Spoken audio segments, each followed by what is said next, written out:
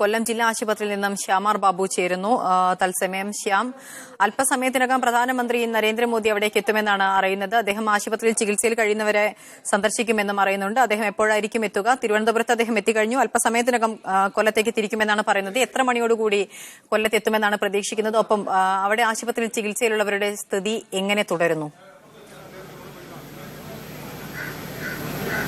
അപർണ, പ്രധാനമന്ത്രി നരേന്ദ്രമോദി തിരുവനന്തപുരത്ത് എത്തി. നമുക്ക് ലഭിക്കുന്ന വിവരപ്രകാരം അദ്ദേഹം ഹെലികോപ്റ്ററിൽ കൊല്ലത്തേക്ക് തിരിച്ചിട്ടുണ്ട്. അദ്ദേഹം വരുന്നത് ആശ്രമം മൈതാനത്തേക്കായിരിക്കും. ഇവിടെ ഇറങ്ങിയ ശേഷം അദ്ദേഹം റോഡ് മാർഗം നമ്മളിപ്പോൾ നിൽക്കുന്ന കൊല്ലം ജില്ലാ ജനറൽ ആശുപത്രിയിലേക്ക് വരും. ഇവിടെ എത്തി അദ്ദേഹം ഇവിടെ ചികിത്സയിൽ കഴിയുന്ന പരവൂർ വെടിക്കെട്ട് ദുരന്തവുമായി ബന്ധപ്പെട്ട് ചികിത്സയിൽ കഴിയുന്ന 25ഓളം പേർ ഇവിടെ ചികിത്സയിൽ കഴിയുന്നുണ്ട്. അവരെ നേരിൽ കാണും. മാത്രമല്ല, അപകടത്തിൽ കൊല്ലപ്പെട്ടവരുടെ ബന്ധുക്കളും ഈ ആശുപത്രിയുടെ പരിസരത്തുണ്ട്. അതിന്റെ കൊല്ലപ്പെട്ടവരുടെ പോസ്റ്റ്മോർട്ടം നടപടികൾ പുരോഗമിക്കുകയാണ്. അവരുടെ ബന്ധുക്കൾ ഈ ആശുപത്രിയുടെ പരിസരത്ത് എത്തിയിട്ടുണ്ട്. അവരുമായും അദ്ദേഹം നേരിൽ കൂടിക്കാഴ്ച നടത്തും, അവരെ നേരിൽ കാണും എന്നാണ് നമുക്കിപ്പോൾ അറിയാൻ കഴിയുന്നത്. ഇപ്പോൾ പ്രതിപക്ഷ നേതാവ് VS അച്യുതാനന്ദൻ ഇവിടെ എത്തിയിട്ടുണ്ട്. അദ്ദേഹം മുകളിലത്തെ നിലയിൽ ഇവിടെ ചികിത്സയിൽ കഴിയുന്ന രോഗികളുമായി, അതായത് പരവൂരിൽ അപകടത്തിൽ ചികിത്സയിൽ കഴിയുന്ന രോഗികളുമായി അദ്ദേഹം നേരിൽ കാണുകയാണ്. അദ്ദേഹം ഇപ്പോൾ 5 മിനിറ്റ് മുൻപാണ് അദ്ദേഹം ഇവിടെ എത്തിയത്. ഇതിനുശേഷം പ്രധാനമന്ത്രി ഏതാണ്ട് അരമണിക്കൂറിനുള്ളിൽ തന്നെ കൊല്ലം ജനറൽ ആശുപത്രിയിലേക്ക് എത്തുമെന്ന് നമുക്ക് അറിയാൻ കഴിയുന്നുണ്ട്. BJPയുടെ കേന്ദ്രങ്ങളിൽ നിന്നും നമുക്ക് ലഭിക്കുന്ന വിവരപ്രകാരം പ്രധാനമന്ത്രി ഇവിടെ സന്ദർശനം നടത്തിയ ശേഷം അദ്ദേഹം പരവൂരിലെ അപകടം സംഭവിച്ച പരവൂരിലേക്കും അദ്ദേഹം പോകുമെന്ന ഒരു വിവരം BJP കേന്ദ്രങ്ങളിൽ നിന്നും ലഭിക്കുന്നു. ഇത് എത്രത്തോളം വിശ്വാസ്യതയുണ്ട് എന്ന് നമുക്ക് പറയുവാൻ സാധിക്കില്ല. നേരിട്ട് അദ്ദേഹം പരവൂരിലെ അപകടം നടന്ന സ്ഥലത്ത് സന്ദർശനം നടത്തുന്നുണ്ട് എന്ന വിവരം BJP കേന്ദ്രങ്ങളിൽ നിന്നും വരുന്നുണ്ട്. അങ്ങനെയാണെങ്കിൽ അദ്ദേഹം ഇവിടെ നിന്നും പരവൂരിലേക്ക് പോവുക റോഡ് മാർഗമായിരിക്കും. ഏതായാലും അരമണിക്കൂറിനുള്ളിൽ അദ്ദേഹം കൊല്ലം ജനറൽ ആശുപത്രിയിൽ എത്തുന്ന വിവരം നമുക്ക് നൽകാനാകും. അപർണ. ശ്യാം, ഇപ്പോൾ എത്ര പേരുടെ മൃതദേഹമാണ് കൊല്ലം ജില്ലാ ആശുപത്രിയിലുള്ളത്? അതിൽ എത്ര പേരുടെ മൃതദേഹം പോസ്റ്റ്മോർട്ടം നടപടികൾ പൂർത്തിയായി കഴിഞ്ഞു, ബന്ധുക്കൾക്ക് വിട്ടുകൊടുത്തു? അപർണ, 71 മൃതശരീരങ്ങളാണ് കൊല്ലം ജനറൽ ആശുപത്രിയിൽ സൂക്ഷിച്ചിരുന്നത്. ഇതിൽ 44 തിരിച്ചറിഞ്ഞിരുന്നു. 27 തിരിച്ചറിയാൻ സാധിക്കാത്ത വിധം ഭിന്നമായി പോയിരുന്നു.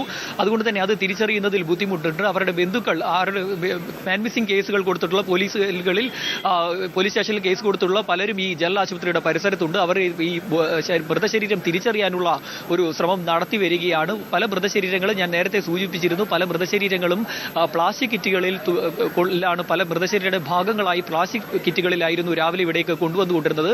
അത്തരത്തിലുള്ള മൃതശരീരങ്ങളൊക്കെ തിരിച്ചറിയുക എന്നത് DNA പരിശോധനയല്ലാതെ മറ്റു മാർഗങ്ങൾ സ്വീകരിക്കാൻ സാധിക്കുമെന്ന് തോന്നുന്നില്ല. ഇത്തരത്തിൽ നിരവധി ഏതാണ്ട് 27 മൃതശരീരങ്ങൾ തിരിച്ചറിയാൻ സാധിക്കാത്തതുണ്ട്. 44 മൃതശരീരങ്ങൾ രാവിലെ തന്നെ തിരിച്ചറിഞ്ഞിരുന്നു. അവയുടെ പോസ്റ്റ്മോർട്ടം 20-ലധികം എണ്ണത്തിന്റെ പോസ്റ്റ്മോർട്ടം പൂർത്തിയാക്കിയിരുന്നു. പോസ്റ്റ്മോർട്ടം പൂർത്തിയാക്കിയ മൃതശരീരങ്ങൾ അപ്പോൾ തന്നെ ബന്ധുക്കൾക്ക് വിട്ടു നൽകുന്നുണ്ട്. ഇനി ഏതാണ്ട് 24ഓളം മൃതശരീരങ്ങൾ പോസ്റ്റ്മോർട്ടം പൂർത്തിയാക്കാനുണ്ട് എന്ന് വേണം മനസ്സിലാക്കാൻ. അപർണ. ശ്യാം, വലിയ തോതിൽ കരിമരുന്ന് പ്രയോഗം നടക്കുന്ന സ്ഥലങ്ങളിൽ സ്വാഭാവികമായും ഇതര സംസ്ഥാനത്തു നിന്നുള്ള ജോലിക്കാർ ഏറെ ഉണ്ടാകുമെന്നുള്ള ഒരു റിപ്പോർട്ടുകളുണ്ട്. അതുകൊണ്ട് തന്നെ ഇവിടെ കൊല്ലത്ത് പരവൂരിൽ എത്രത്തോളം ഇതര സംസ്ഥാനത്തു നിന്നുള്ള ആളുകൾ ഉണ്ടായിരുന്നു എന്നത് സംബന്ധിച്ച് ഏതെങ്കിലും തരത്തിലുള്ള കണക്കുകൾ വ്യക്തമാണോ? അപകടത്തിൽ ഇതര സംസ്ഥാനത്തു നിന്നുള്ളവർ പെട്ടിട്ടുണ്ടോ?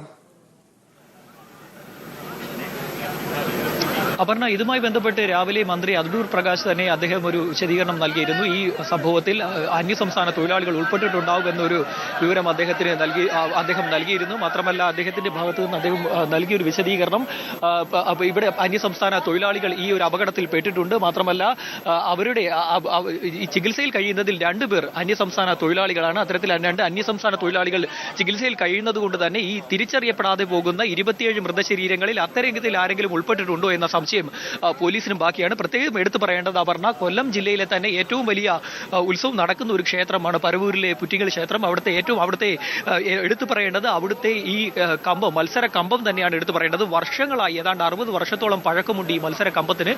വർഷങ്ങളായി അവിടെ മത്സര കമ്പം നടന്നു വരുന്ന ഒരു ക്ഷേത്രമാണ്. മാത്രമല്ല, മുൻപും ഇത്തരത്തിലുള്ള ഇത്തരമൊരു അപകടം മുൻപ് ഏതാണ്ട് 60 വർഷങ്ങൾക്ക് മുൻപ് ഇത്തരത്തിലൊരു അപകടം ഈ ക്ഷേത്രത്തിന് കമ്പവുമായി ബന്ധപ്പെട്ട് ഉണ്ടായിരുന്നു എന്ന് സംഭവിച്ചു എന്ന് വേണം എന്ന വിധത്തിലുള്ള തരത്തിലുള്ള ഒരു വാർത്തയും നേരത്തെ വന്നിരുന്നു. നേരത്തെ ഏറ്റവും വലിയ സംസ്ഥാനം കണ്ട ഏറ്റവും വലിയ മുൻപ് ഉണ്ടായിരുന്ന ഏറ്റവും വലിയ ഒരു വെടിക്കെട്ട് അപകടം മലനട ക്ഷേത്രത്തിലുണ്ടായ അപകടമായിരുന്നു. അന്ന് ഏതാണ്ട് 26 പേരാണ് കൊല്ലപ്പെട്ടത്. മാത്രമല്ല 80ഓളം പേരെ കാണാതായതെന്നുള്ള തരത്തിലുള്ള വിവരവും ആ ഒരു സംഭവവുമായി ബന്ധപ്പെട്ട് മലനടയിലെ വെടിക്കെട്ട് ദുരന്തവുമായി ബന്ധപ്പെട്ടുണ്ടായിരുന്നു. അതിനുശേഷം സംസ്ഥാനം കണ്ട ഏറ്റവും വലിയ ഒരു വെടിക്കെട്ട് ദുരന്തം തന്നെയാണ് കൊല്ലത്ത് പരവൂരിൽ സംഭവിച്ചിരിക്കുന്നത്. ഏതാണ്ട് 105ഓളം പേർ കൊല്ലപ്പെട്ടിരിക്കുന്നു. ഏതാണ്ട് ഔദ്യോഗിക വിശദീകരണ പ്രകാരം തന്നെ 99 പേർ മരിച്ചു എന്നാണ് ഇന്ന് രാവിലെ ഔദ്യോഗിക വിശദീകരണം വന്നത്. അതിനുശേഷം തന്നെ വിവിധ ആശുപത്രികളെ, അതായത് കൊല്ലത്തെ വിവിധ ആശുപത്രികളെ തിരുവനന്തപുരം മെഡിക്കൽ കോളേജിൽ അടക്കം ചികിത്സയിൽ കഴിഞ്ഞ ചിലർ മരിച്ചിരുന്നു. അതിനുശേഷം അതുകൂടി കൂട്ടിയുള്ള കണക്കാണ് 105 എന്ന് നമുക്ക് പറയുവാൻ സാധിക്കുന്നത്. ഇതിൽ തന്നെ 27 പേരുടെ, കൊല്ലം ജില്ലയിൽ മാത്രം 27 പേരെ തിരിച്ചറിയുവാൻ സാധിച്ചിട്ടില്ല. തിരുവനന്തപുരത്ത് എത്ര പേരുടെ മൃതശരീരം അതുമായി ആശുപത്രിയിൽ നിന്നുള്ള വിവരങ്ങളാണ്